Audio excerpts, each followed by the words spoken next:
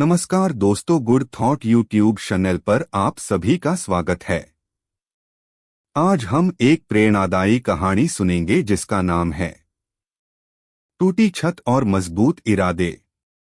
उत्तर प्रदेश के एक छोटे से गांव भीखमपुर में एक मिट्टी की झोपड़ी में रहता था आरव।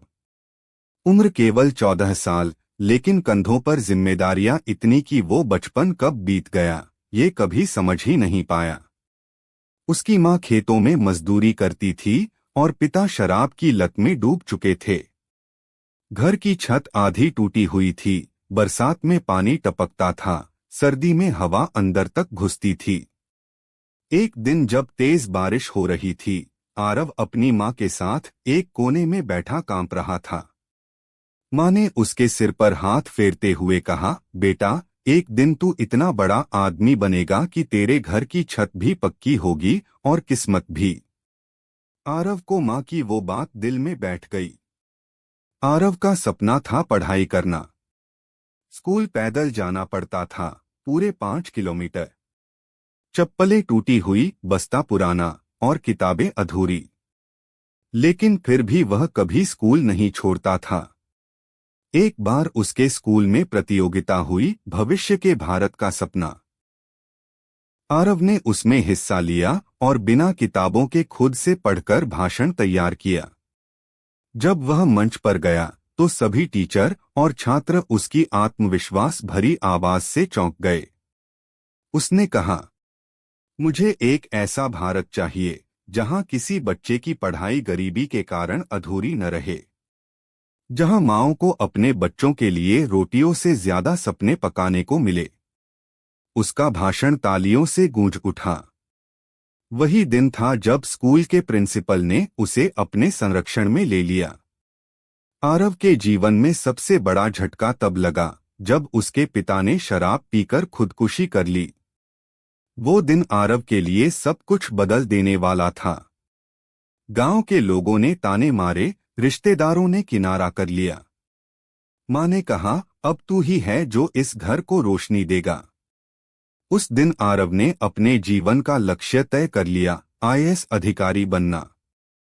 उसने सुबह खेतों में मजदूरी की, दोपहर में स्कूल गया और रात को पढ़ाई की। उसके पास न कोचिंग थी, न गाइड, सिर्फ जज्बा था और माँ का विश्वास। भाग 4, शहर की चकाचौंध और अकेलापन। 12वीं के बाद उसने लखनऊ में दाखिला लिया। यहाँ हर चीज नई थी, बड़ी बिल्डिंगें, अंग्रेजी बोलने वाले लोग, इंटरनेट, स्मार्टफोन और एक अनजाना डर। आरव के पास ज्यादा पैसे नहीं थे। वह दिन में कॉलेज जाता, शाम को ट्यूशन पढ़ाता और रात को लाइब्रेरी में घंटों पढ़ाई करता। कई बार भूखा सोना पड़ता, लेकिन हर बार जब नींद आने लगती तो माँ की वो बात याद आती, तेरे घर की छत भी पक्की होगी बेटा। आईएएस की पहली परीक्षा में वह फेल हो गया। दूसरी बार में भी इंटरव्यू तक पहुंचा, पर अंतिम सूची में नाम नहीं आया। वो टूटने लगा, आंखों में आंसू और दिल में निराशा। लेकिन एक दिन गांव से उसकी माँ का खत आया, बेटा, जो टूट जाता है वो बर्तन होता है, तू तो मेरा सपना है, तू हार कैसे सकता है। उस खत ने आरव को फिर से जगा दिया। उसने तीसरी बार परीक्षा दी। इस बार पूरी तैयारी, पूरा विश्वास और पूरा समर्पण। रिजल्ट वाले दिन आरव लखनऊ के साइबर कैफे में बैठा था। जैसे ही उसने वेबसाइट खोली, उसकी आंखें भर आईं। उसका नाम पहले पन्ने पर था, AIR 27। वो भागता हुआ फोन बूथ गया और माँ को कॉल किया। माँ, हो गया माँ, आईएएस बन गया तेरा बेटा।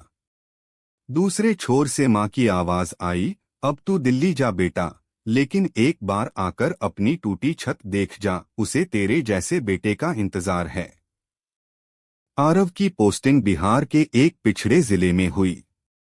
वहां भी उसने वही संघर्ष देखे, टूटी सड़कें, अनपढ़ बच्चे, भ्रष्ट सिस्टम।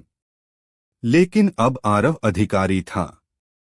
उसने स्कूलों को डिजिटल किया, गांवों में लाइब्रेरी खुलवाई महिलाओं को रोजगार दिलाया और सबसे जरूरी एक मिशन शुरू किया, हर घर छत, हर हाथ कलम। मीडिया ने उसकी कहानी देश भर में फैला दी। लोग कहने लगे, गरीब का बेटा भी देश बदल सकता है। कई साल बाद आरव एक दिन छुट्टी लेकर अपने गांव आया। उसकी मां अब बूढ़ी हो गई थी, लेकिन आंखों में वही चमक थी। आरव ने उसके हाथ में मकान की रजिस्ट्री दी और कहा, मां, अब तू किसी को नहीं कहेगी कि हमारा घर अधूरा है। उसकी मां ने छत को देखा, पक्की छत, सुंदर दीवारें और उस पर लिखा था, मां का सपना। देखिए दोस्तों, गरीबी एक शर्त हो सकती है, लेकिन हार नहीं। सपने चाहे झोपड़ी में पलें या महल में, अगर इरादे पक्के हों तो मुकाम भी पक्का होता है।